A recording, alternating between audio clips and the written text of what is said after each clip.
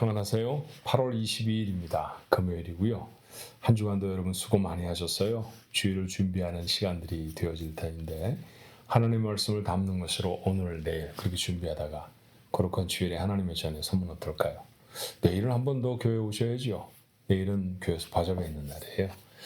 함께 모여서 또 즐거운 시간 나눌 수 있었으면 좋겠습니다. 기도함으로 22일 금요일 매일 예배 시작합니다. 고마우신 하나님, 저희들을 사랑하심을 감사합니다. 구원해 주셨고 허물과 죄를 묻지 아니하시고 도리어 하나밖에 없는 아들 예수 그리스도 세상에 보내심으로 우리의 죄악을 다 그분의 어깨에 짊어지시고 아버지 하나님 우리를 깨끗게 하심으로 내 자녀 삼아주셨사오니 이 감당할 수 없는 은혜를 받은 저희들이 하나님을 향해 당연히 해야 할 모습 예배하는 것입니다. 그 예배의 자리에 저희가 섰습니다. 하나님 오늘도 말씀해 주십시오. 그리고 하나님 저희의 이야기도 하나님 앞에 드리겠습니다. 우리의 삶에 권고하고 어려운 것들 하나님 앞에 아뢰일 때 우리 하나님 들으시고 응답하시는 은혜가 넘치는 귀한 예배의 시간이 되게 하여 주옵소서. 매일같이 이렇게 예배하는 우리 가족들 하늘의 문을 여시고 복을 주옵소서. 예수님의 이름으로 기도합니다. 아멘. 함께 부를 찬송은요 438장입니다. 내 영혼이 은총이보. 너무 잘 아시는 찬송이네요. 438장 내 영혼이 은총이보. 함께 찬송합니다.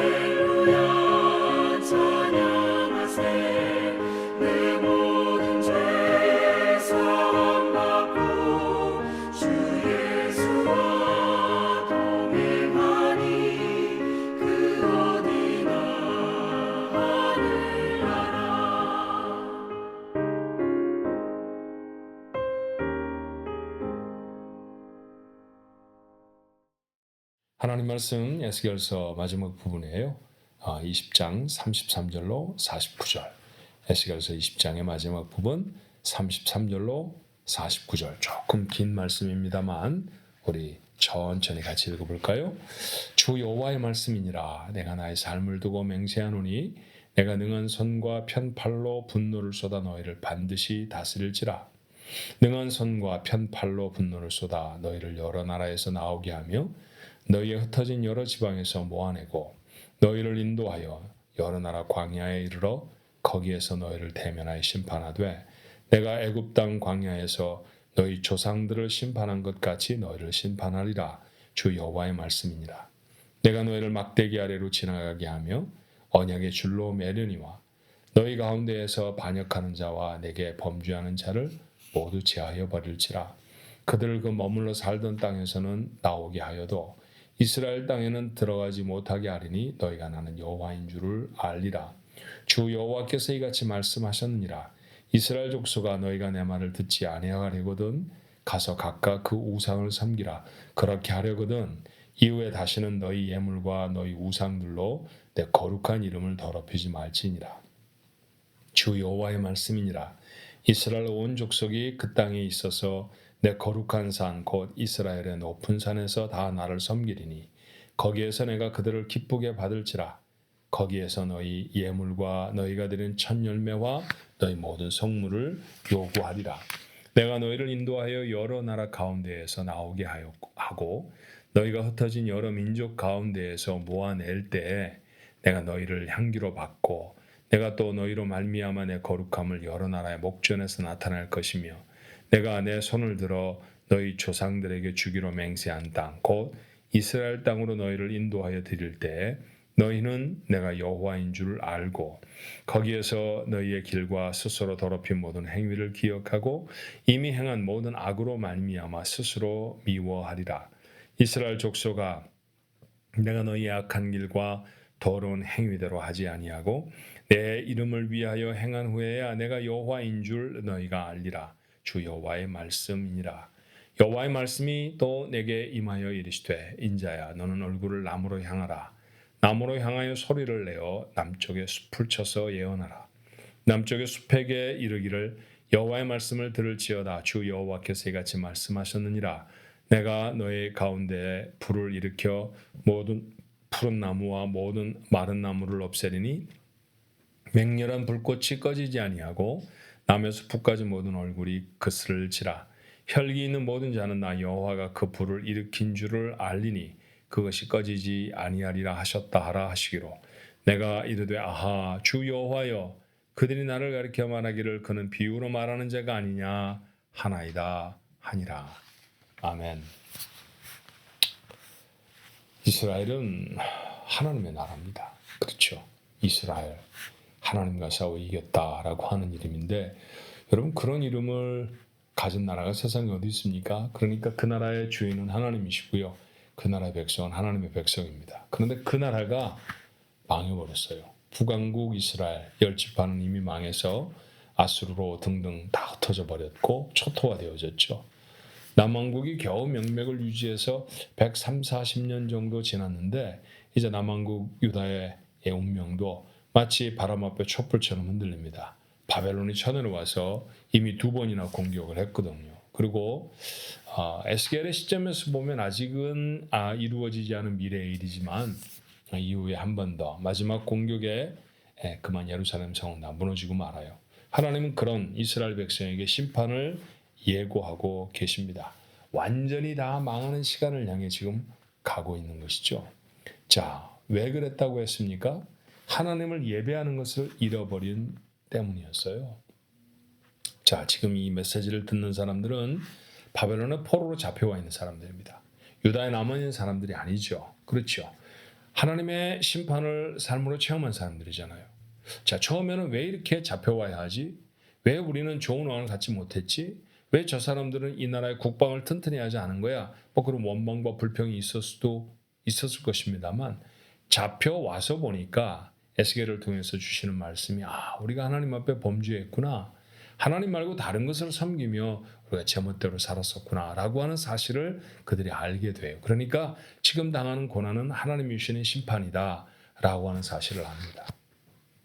여러분 벌을 받는 사람이 기분이 좋을까요? 나쁠까요? 누구든 할 것 없이 벌을 받으면 기분은 나쁘죠. 마음에 슬프고 그리고 억울한 마음도 좀 들고 속이 상할 것입니다. 이스라엘은 민족적으로 지금 그런 상한 마음을 가지고 있어요. 그런데 오늘 메시지를 자세히 읽어보면 벌이 그들을 괴롭히는 것으로만 목적하는 것이 아님을 우리가 알게 되잖아요. 벌을 받는 것이 포로의 목적이 아니었다라는 것입니다. 하나님은 그들을 죄악에서 격리해내시는 것이죠. 예루살렘을 다 멸망시키시면서 하나님 그 죄악된 도성에 살던 이스라엘 백성 중에 몇몇을 뽑아서 바벨론이라는 나라로 옮기시고 그 속에서 함께 모여 살게 하십니다. 그러니까 그들은 여전히 예배하는 사람들이었고 여전히 하나님의 말씀을 나누는 사람들로 남아있는 것이죠. 남아있는 것뿐입니까? 더 정결하게 우리가 이렇게 잘못했으니까 하나님도 잘 섬겨야 돼. 그런 마음도 있었어요. 그런 마음을 일으켜 세우시느라 지금 하나님은 에스겔을 통해서 그들에게 이렇게 교훈하고 계시는 거거든요. 자, 그렇게 그들은 거룩을 회복하고 하나님 앞에 드리는 예배를 회복합니다. 자, 40절부터 41절의 말씀이 그런 말씀이에요. 주 여호와의 말씀이니라. 이스라엘의 온 족속이 그 땅에 있어서 내 거룩한 산 곧 이스라엘의 높은 산에서 다 나를 섬기리니 거기에서 내가 그들을 기쁘게 받을지라. 거기에서 너희 예물과 너희가 드리는 첫 열매와 너희 모든 성물을 요구하리라. 내가 너희를 인도하여 여러 나라 가운데에서 나오게 하고 너희가 흩어진 여러 민족 가운데에서 모아낼 때 흩어져 있지만 다시 모으시겠다는 얘기잖아요. 너희를 향기로 받고 또 내가 또 너희로 말미암아 내 거룩함을 여러 나라의 목전에 나타내실 것이다. 그렇게 말씀하십니다. 자, 하나님은 그렇게 그들의 삶을 회복시키시죠. 근데 그 회복시키시는 과정이 어떤 거였어요?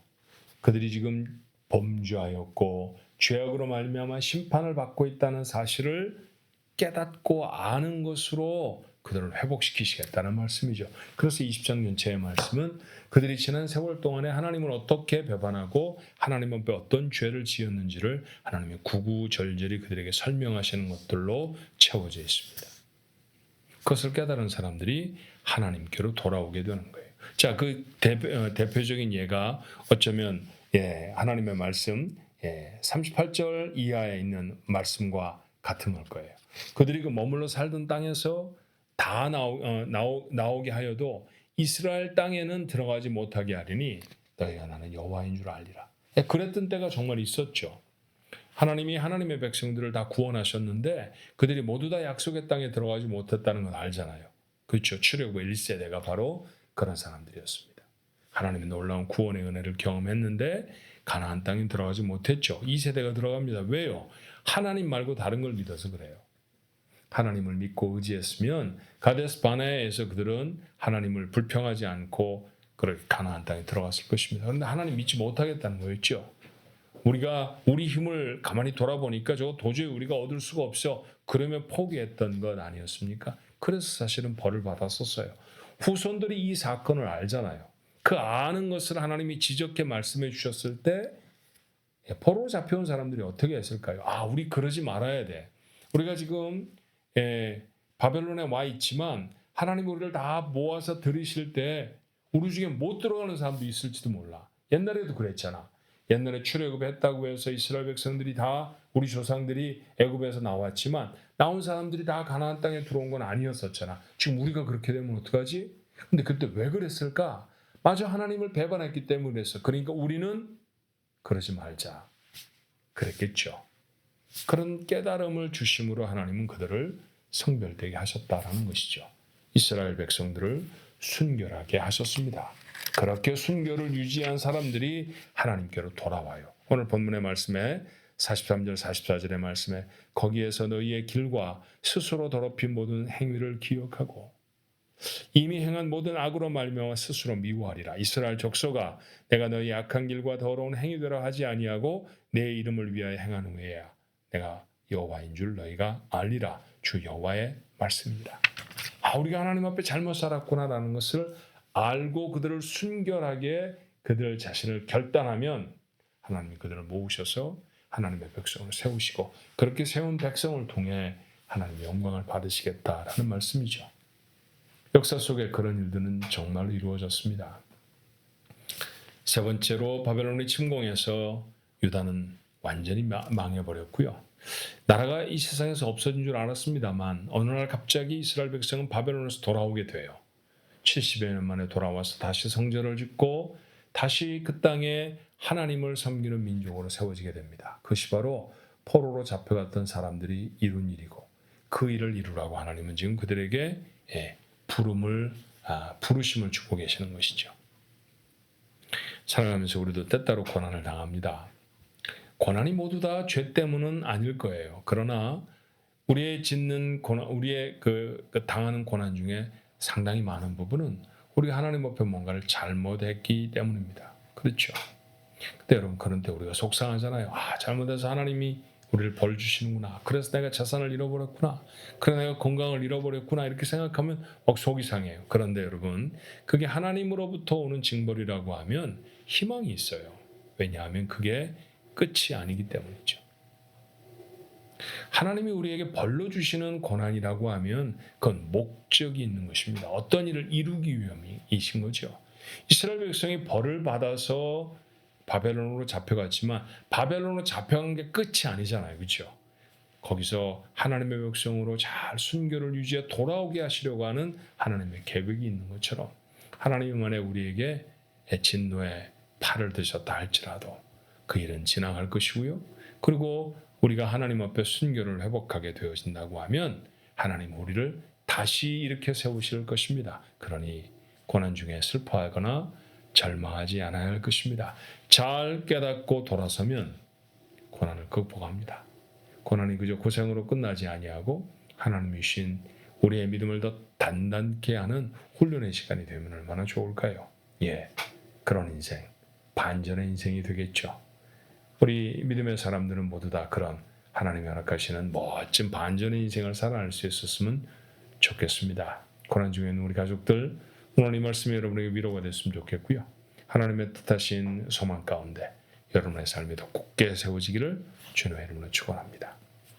기도하겠습니다.